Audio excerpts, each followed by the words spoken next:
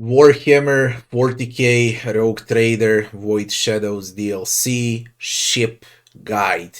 Everything that you need to know about ship upgrades, combat, and leveling up your Void ship. Let's not waste time and let's go. Are you ready for Warhammer 40K Rogue Trader? Because I am. The Emperor protects.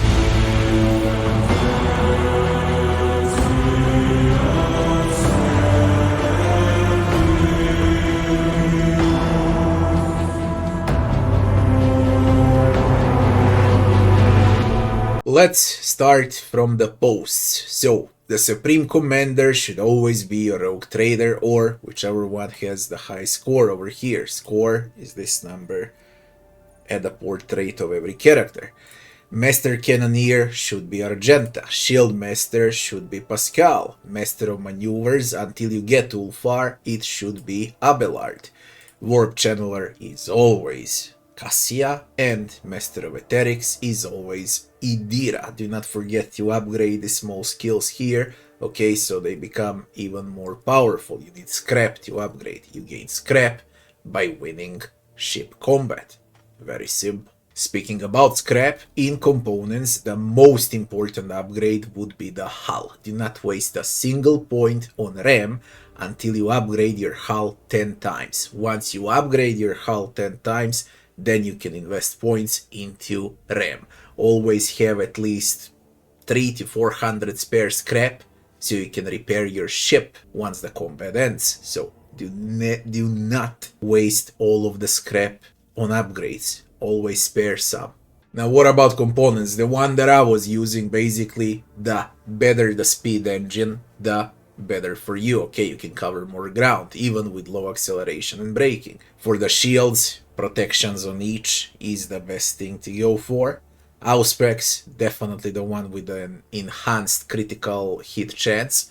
The higher the critical hit chance, the better. Do not pay attention on a hit chance that much. As far as armor goes, we're gonna go with pure defense on port and starboard. As far as arsenals go, we go with a fighter's deck with a starfighter summon, okay? Same like when enemies summon those 4 mini ships that hurt like hell. And the other one would be flak ammo arsenal. Of course, you can always opt in for bombardiers here, but then you need to pick between the starfighters, bombardiers, and torpedoes. You can only cast one per turn, yeah?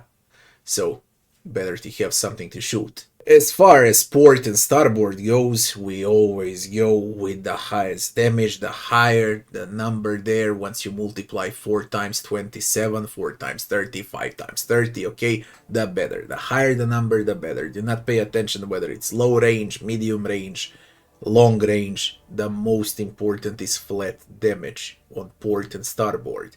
As far as dorsal goes, again, pay attention on how many shots you deal and the damage you deal, okay? The higher the number, the better. Prow, always torpedoes and nothing else but torpedoes. The higher the damage number of torpedoes, the better. And for the prow, classic lance weapons so you can reach further.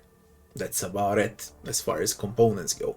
Now we go with upgrades. The most important upgrade is swing run into torpedo control, because you can control your torpedo to traverse further and deal damage, and this so you can reposition. That's level 1 upgrade. Level 2 upgrade would be reinforced shields for Pascal to shield the sides of the ship and you receive less damage or 0 damage.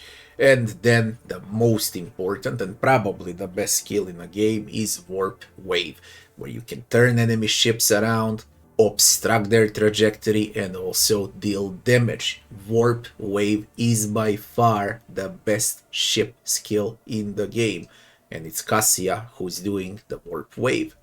After that, on the next level, we're gonna take Shallow Jump, the next best skill in the game, where you're gonna go and pass 5 cells and reposition. You can also deal damage if you pass through an enemy ship.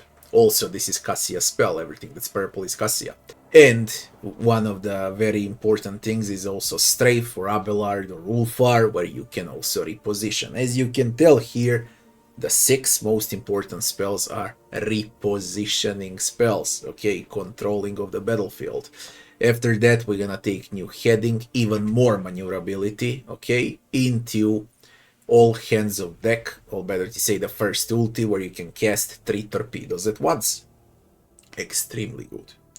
After that, we're taking vulnerability scan to check the side of enemy's ships where they're vulnerable from. And then we're gonna take it all to get more scrap so we can upgrade faster, okay? After that, we're taking boarding party, probably the funniest skill in the game, the best animation as far as ship combat goes. And then we're gonna take maximum overdrive so we can cover more ground. After that, we're taking rugged repair, so ship repair costs 50% scrap less. Very good, very useful.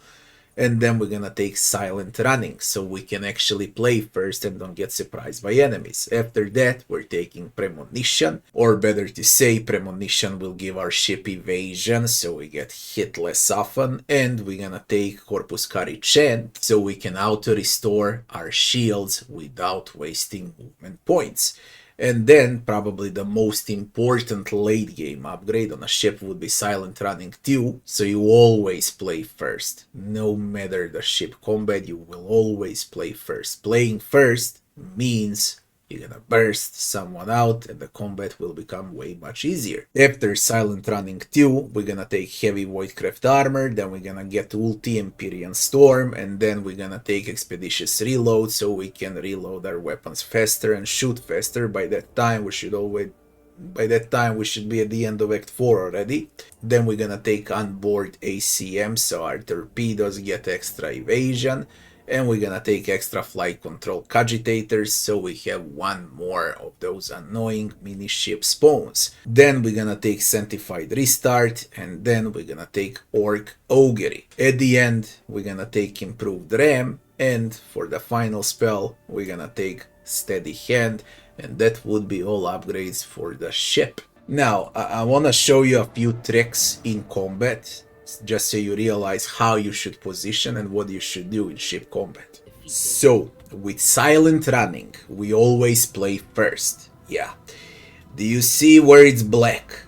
Usually our torpedoes will reach enemy ships when we go to the last point where it's black, and then we cast torpedoes with ulti or classic torpedo on this spot. So this should be, give or take,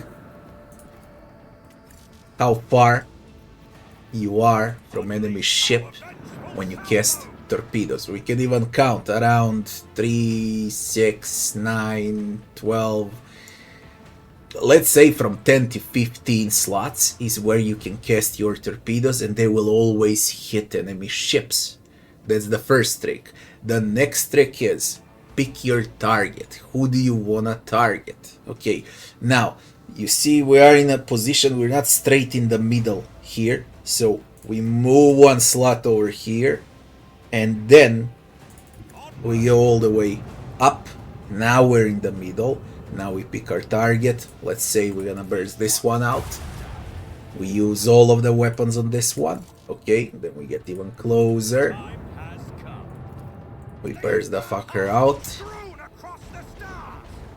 And now when we want to reach, we go with a shallow jump.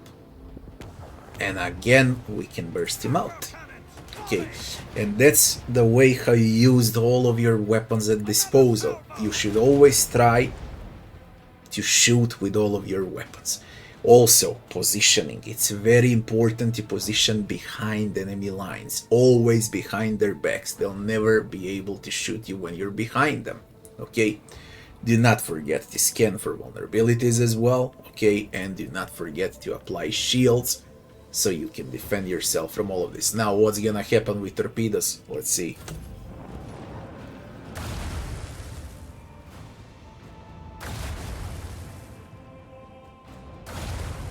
Now, what did I tell you? 10 to 15. Okay, if it was 15 slots, then we would reach smaller green enemy ships. If we are right now on 12 spots, now we reach these two, and they're dead. This is how you place torpedoes. Always count. 12 to 15 is usually enough. Okay? And this is how you do them. Now they're very low, and now I said Cassia's Warp Wave, okay, is the one that's gonna one-shot them. And now they're gonna burn out because these are Necrons, a bit different story. Now we pick new heading. Again, we got mobility, yeah. We position behind enemies, right over here. We nuke the last one that remains. Now they're gonna die in like 3 rounds from now. All you need to do is get behind them all the time and you're pretty much safe. You can always recast your torpedoes, rinse and repeat, and that's about it. Now you see the position of enemy ships, like these greens over here. So they're going from this side, rotating and going for your ship, which means we're gonna go and defend the right side of the ship. Okay, now we switch. And now when enemies play, it's gonna be like basically they're gonna deal 0 damage to us. So positioning is absolutely everything in this game. Okay, see what they do now. They rotate like I showed you, yeah. And again they rotate on torpedoes. That's how easy the ship combat is, yeah. And again we're in position to launch torpedoes and destroy everyone. That's how simple it is, basically. Now where do we position? This one is gonna die because they're burning, okay, falling apart. They're all dead in 3 rounds. This one is dead in 3 rounds. This one is dead in 3 rounds. Now you just scram away. You can leave this one behind once you are open one-on-one. When these 3 die, then you come back and destroy the final ship. That's how you receive 0 damage and dispose of enemies in like 2 rounds. Then you just need to basically stall until they die. They're gonna lose health here now. You see what happens. You just get out. And that's about it. The further the better. Now when you go up here, I forgot to do this. Back. Bam. Then you rotate. For example, this one, deal damage to him a bit. You let them play again. And they're gonna self-destroy. Now they're shooting at the back. They don't deal damage. Very little amount of damage, but basically they are dead. That's about it. That's how you play. Always pick your target first. Try to burst 1, 2 if you can, so you lower their numbers, and try to position. These are all the tricks basically in one combat. If you enjoyed the video, don't forget to like, share and subscribe, and I'll be seeing you on the next one. Thanks for watching.